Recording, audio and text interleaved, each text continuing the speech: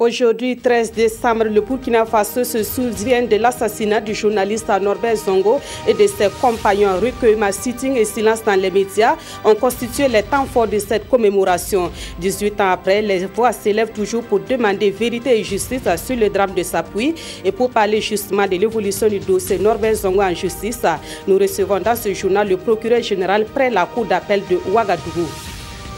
Dans l'actualité également, depuis hier nuit, les fidèles musulmans du Burkina Faso célèbrent le Maouloud ou la naissance du prophète Mahomet. Ce matin, ils étaient dans les mosquées et autres places publiques pour célébrer cette fête autour du thème Islam, une religion de paix et de tolérance.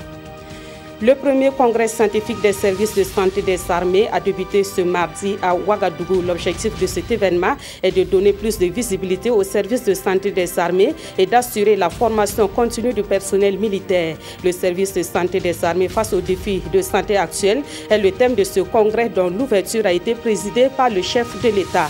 Bonsoir, merci de nous suivre. Nous sommes le 13 décembre 2016 et cela fait 18 ans que le journaliste Norbert Zongo et 3 de ses compagnons ont été assassinés. À l'occasion de ce triste anniversaire, le collectif des organisations démocratiques de masse a organisé un recueillement ce matin au cimetière où repose le journaliste Norbert Zongo. Ce recueillement a été suivi d'une marche pour réclamer vérité et justice sur le drame de Sapoui. Siedi la Rayenne, Ismaël Zilouma, Sirima.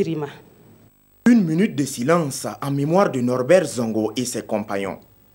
Assassinés, enterrés depuis 18 ans, des voix s'élèvent encore aujourd'hui contre l'enterrement du dossier. Après la cérémonie de recueillement et le dépôt de gerbes, l'Assemblée s'est déplacée à la place de la Nation pour réclamer vérité et justice pour les crimes de sang. À ce jour, les dossiers Dabo Boukari, Thomas Sankara, Norbert Zongo, le dossier des victimes de l'insurrection populaire et du putsch traînent toujours dans les couloirs de la justice. Est-ce normal, camarades? Est-ce normal, camarades? À partir de la place de la Nation, les membres et sympathisants du collectif des organisations démocratiques de masse marche à travers les artères de la capitale pour dénoncer le silence des autorités judiciaires sur le dossier Norbert Zongo.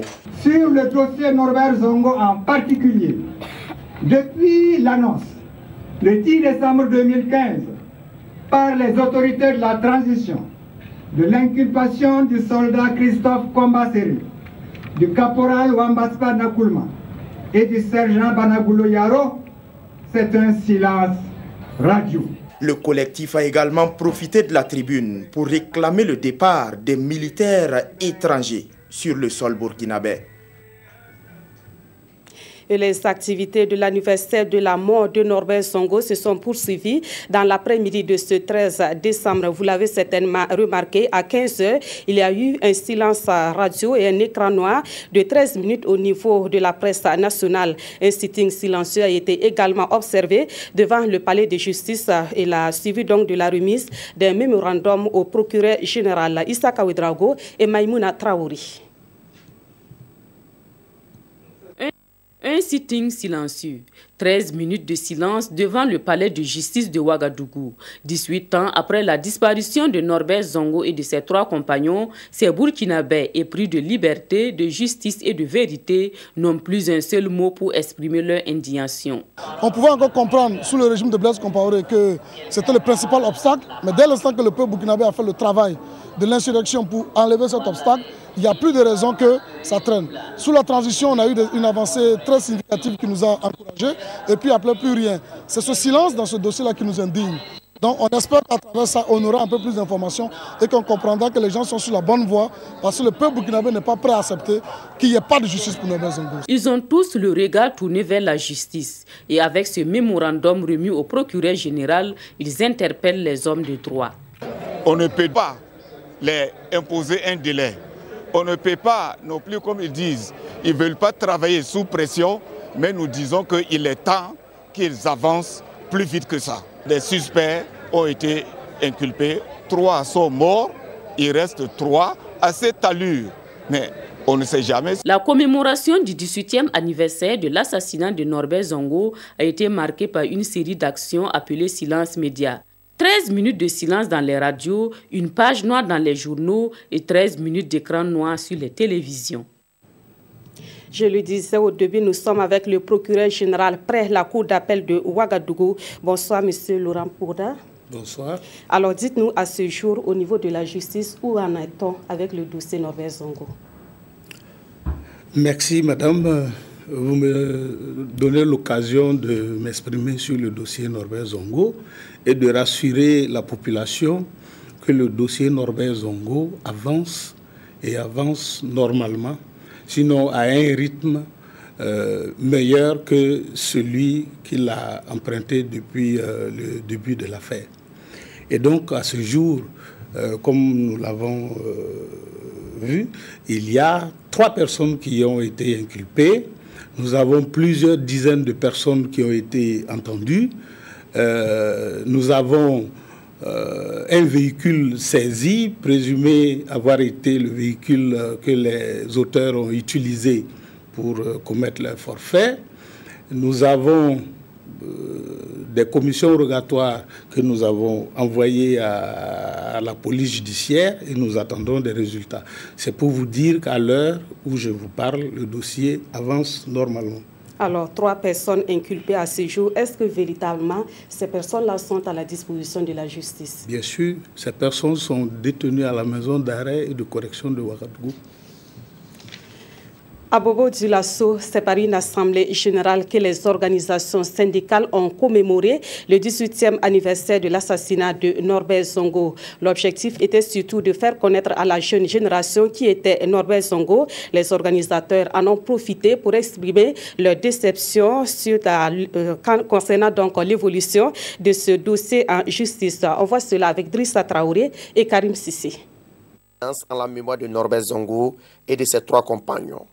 Et le temps est donné ici à la Bourse du Travail de Bobo Dioulasso pour la commémoration du 18e anniversaire du drame de Sapui. Le conférencier du jour a fait un cours d'histoire sur le combat mené par Norbert Zongo jusqu'à son assassinat.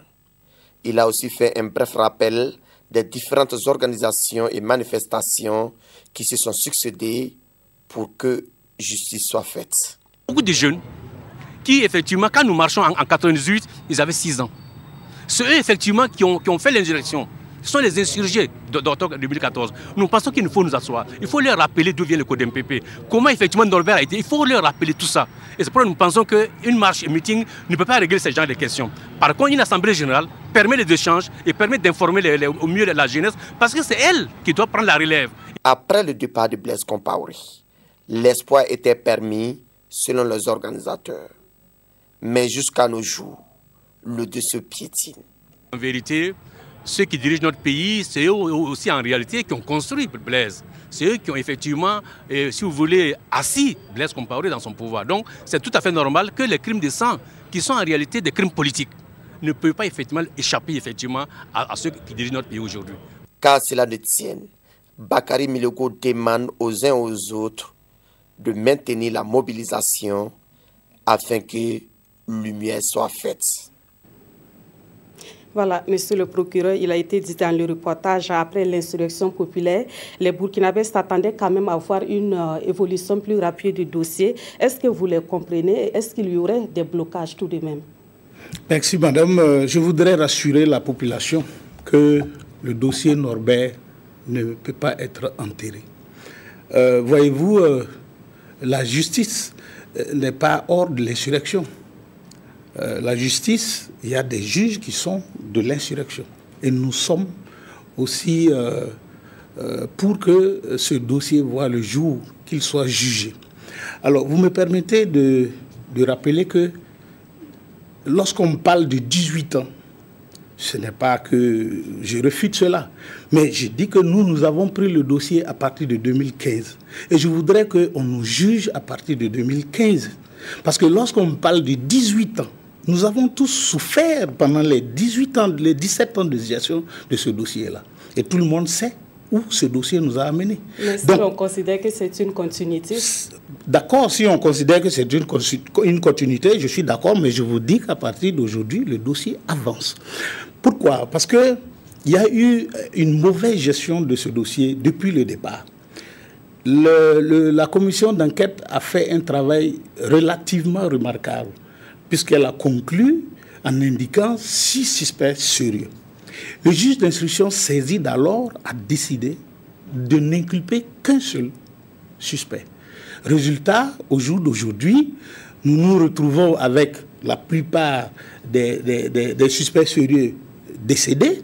Et donc, le temps aidant, nous avons un problème de mémoire par rapport aux témoignages que nous récoltons.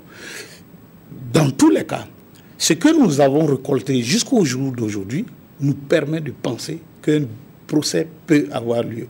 Et je puis vous dire que le juge d'instruction est en train d'attendre soit de réinterroger des gens, soit d'organiser des confrontations, ou en tout cas, pourquoi pas, même procéder à d'autres inculpations. Et donc, c'est ce que nous sommes en train de faire. Et nous demandons à la population de nous comprendre que nous voulons tous que ces dossiers soient jugés. Parce que du jugement de ces dossiers dépend la stabilité de notre pays et dépend donc du développement de ce pays de façon globale. Donc, nous sommes conscients que non seulement ce dossier doit être jugé, et même les autres dossiers, les dossiers des maires, les dossiers emblématiques dont on a cité, tous ces dossiers, nous les suivons pas à pas. Et nous pensons que ces dossiers pourront être jugés. Parce que, mais ce qu'il faut reconnaître, c'est qu'il y a des gens ceux qui ont traité ce dossier-là, ils l'ont traité mal, pas pour la manifestation de la vérité, mais pour autre chose que ça.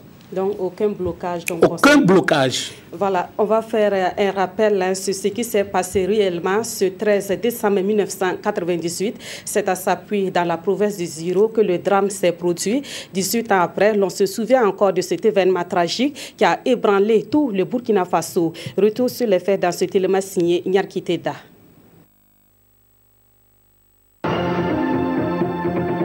Nous venons d'apprendre la confirmation d'une triste nouvelle qui court depuis ce matin à Ouagadougou.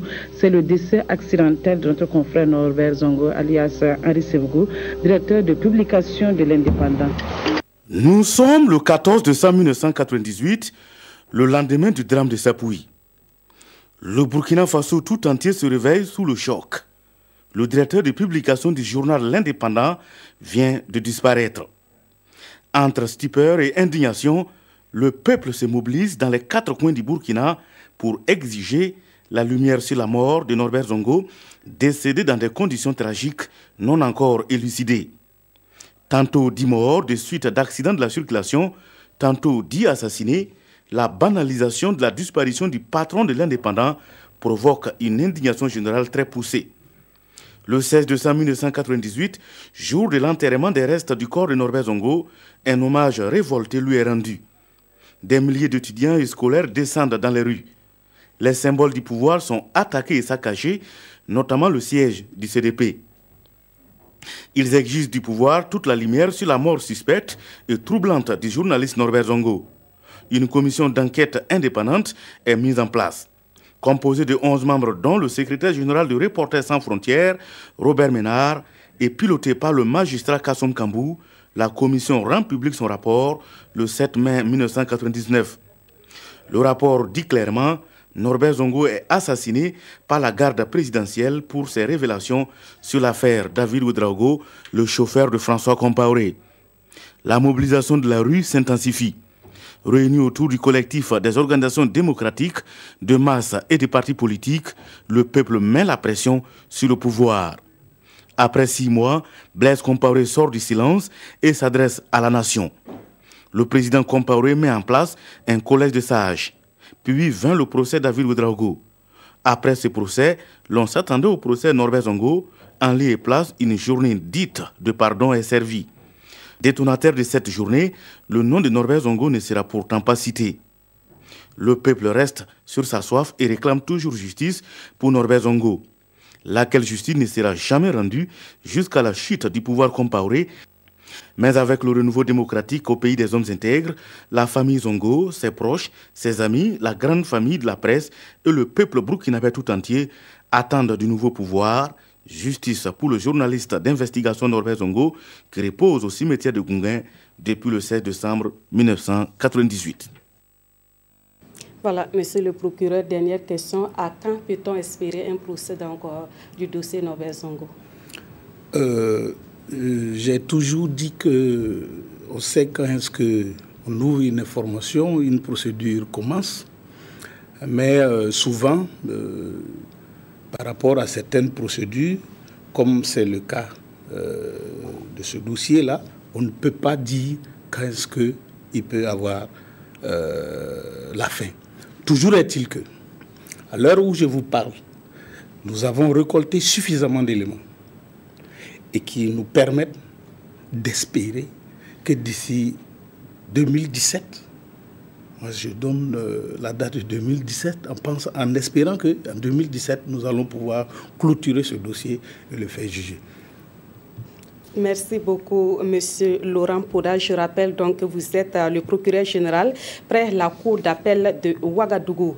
Et puis, à l'occasion de cet anniversaire de l'assassinat de Norbert Zongo et de ses 3 compagnons, le ministre de la Communication a fait un communiqué dans lequel il salue les organisations professionnelles de médias, la société civile et l'ensemble des Burkinabés qui commémorent donc cet ignoble assassinat. En sa qualité de répondant des médias, le ministre Rémi Fulgence Dandjinou dit s'associer à l'engagement de tous les citoyens pour une manifestation de la vérité et de la justice sur les circonstances de ce drame. Le ministre de la Communication dit avoir la conviction que le président du Faso, Roch-Marc Christian Kaboré, le premier ministre Paul Kabateba et son gouvernement sont solidaires de ceux qui veulent la manifestation de la vérité sur le dossier Norbert Zongo. Autre chose à présent, selon un autre communiqué du commissaire du gouvernement près le tribunal militaire de Ouagadougou, Naïm Touré, gardé à vue depuis le 12 décembre à 21h, a été libéré ce 13 décembre. Il avait été interpellé par les agents enquêteurs sur une plainte du parquet pour avoir publié des informations tendant à faire croire à l'opinion que l'adjudant-chef Moussa Nibiedi Rambo avait été abandonné à son sort et encourait une mort imminente suite à un télescopage avec un co-détenu de la maison d'arrêt et de correction des armées, tout en respectant la liberté d'expression citoyenne. Le parquet du tribunal militaire tient à rappeler que les informations mensongères et diffamatoires sont passibles de poursuites judiciaires. Autre point de l'actualité, depuis hier nuit, les fidèles musulmans du Burkina Faso célèbrent le Maouloud ou la fête de la naissance du prophète Mahomet. Ce matin à Ouagadougou, cette fête a drainé du monde dans les mosquées et autres lieux publics. La célébration du Maouloud a été placée sous le thème Islam, une religion de paix et de tolérance. Le reportage de Konsun Koulibaly et Zoubaviel David Dabiri. La célébration du Maouloud, selon les prescriptions islamiques, symbolise l'avènement d'une ère nouvelle pour l'humanité. Elle marque la naissance du prophète Mohammed en 570, un homme dont les musulmans se remémorent ici la vie et le parcours. Nous célébrons cet anniversaire qui est un rappel des faits de saint prophète, ce qu'il a fait, ce qu'il a apporté comme message, l'importance du message, qui sont des messages de paix, des messages de cohésion sociale, des messages pour qu'on se remette à Dieu, le Créateur. À travers séances de prière, récitation du Coran et prêche, ces fidèles musulmans réaffirment leur attachement aux vertus et préceptes édictés par leur prophète. Occasion pour eux de dénoncer les amalgames entre islam et violence et de saluer le climat de tolérance et de fraternité entre les confessions religieuses du Burkina Faso. Islam veut dire paix. Et quand on parle de l'islam, c'est pour dire que fait la promotion de la paix.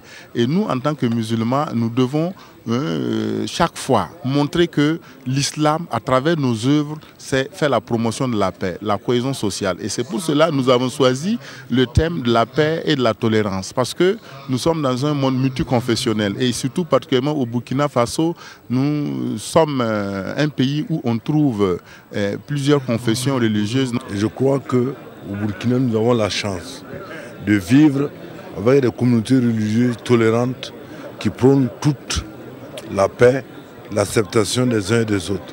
Et c'est une de nos forces au Burkina Faso et nous devons la préserver.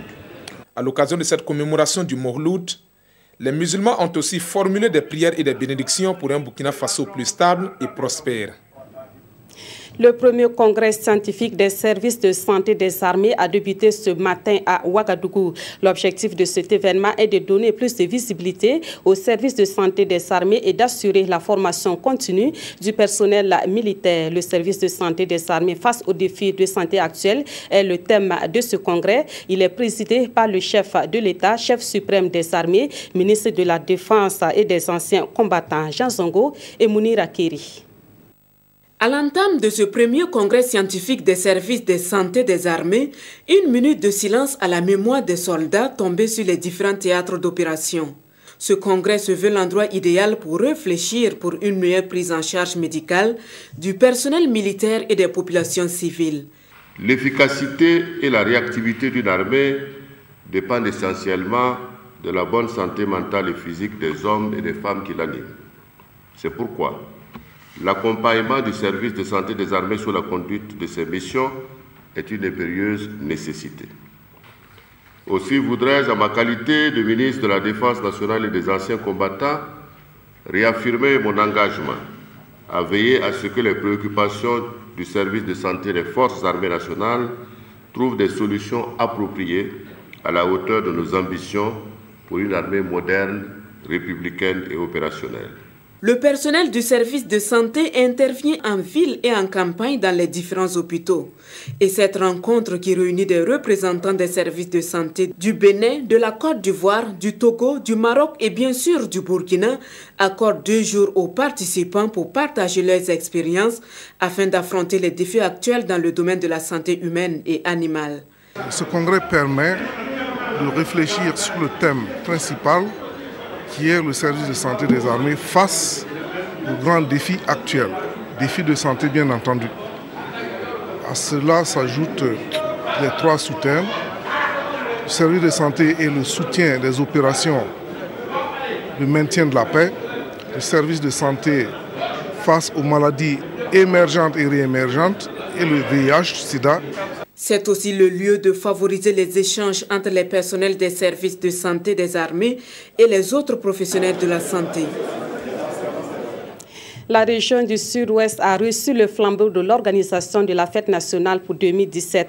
C'était dans la soirée du 11 décembre dernier à Kaya et immédiatement le flambeau a pris le chemin du Sud-Ouest. Et c'est avec liesse que les populations de cette région ont accueilli le flambeau du 11 décembre, une occasion aussi pour le gouverneur du Sud-Ouest d'inviter les forces vives de la région à se mettre au travail pour réussir l'organisation de cet événement. Oumarou Sayon et Aboubakar Traori. Sur le chemin du retour, ce lundi 12 décembre, c'est une liesse de choix exprimée par les populations de Oronkoa, Dano, Djikologo, Djebougou, Tiankoura et Gawa, sortis massivement accueillir les flambeaux. À chaque escale, le même message. Il peut aussi symboliser une étoile. C'est pourquoi je vous invite, filles et fils de Burkina Faso, principalement les jeunes, les vieux, les personnes âgées, j'allais dire, de notre région, de retrousser vos manches. Parce que nous avons une occasion unique de transformer radicalement notre région. On ne pourra plus dire que la région du Sud-Ouest est délaissée. Les autorités coutumières, religieuses et administratives et la population ont affirmé leur engagement à relever cet important défi. En attendant, le flambeau prend la direction de la province du Numbiel avant de revenir dans la cité de Bafou.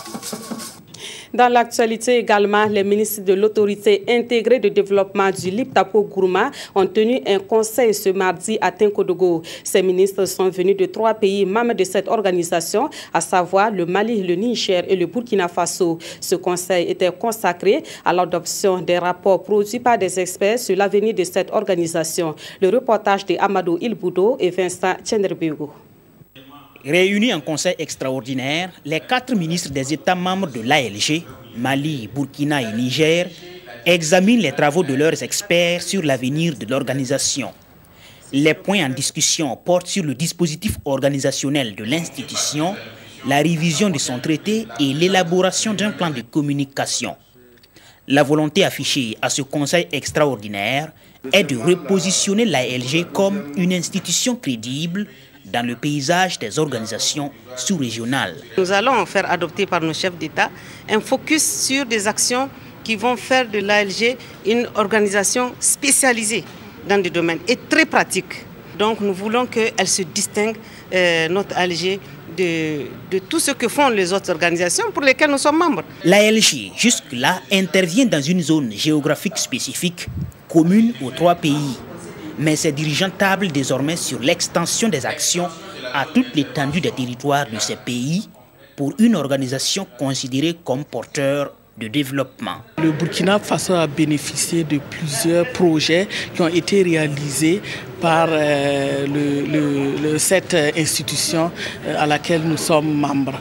Nous sommes en train de voir également si nous n'allons pas prendre en charge les questions minières. La réunion de Tenkodogo se poursuit ce mercredi avec la tenue d'un conseil de ministres ordinaire. Il s'agit cette fois d'examiner les bilans de l'exercice 2016 et d'adopter le programme d'activité de l'année à venir.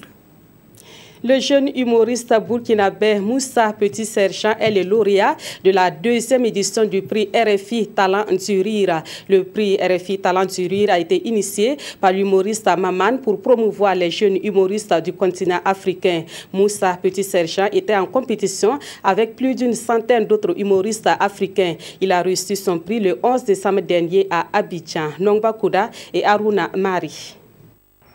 La carrière de Moussa Petit-Sergent prend des galons à l'extérieur. Tout sourire, l'humoriste burkinabé, prix RFI Talent du Rire 2e édition, brandit ici son trophée. Le prix RFI Talent du Rire récompense les jeunes talents de l'humour en Afrique. En plus du trophée, une enveloppe de 4 000 €, soit plus de 2 600 000 francs CFA, accompagne le prix.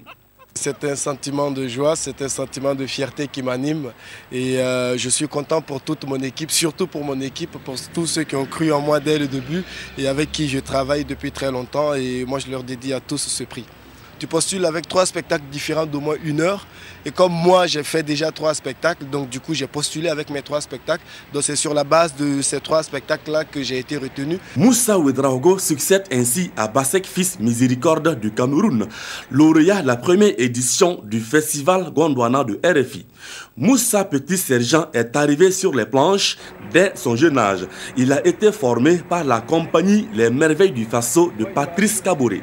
Il a également remporté d'autres prix au Burkina Faso. Au Wistiti d'Or en 2011, il a décroché le prix du meilleur humoriste émergent. Il est également lauréat du Grand Prix national de l'humour de 2015.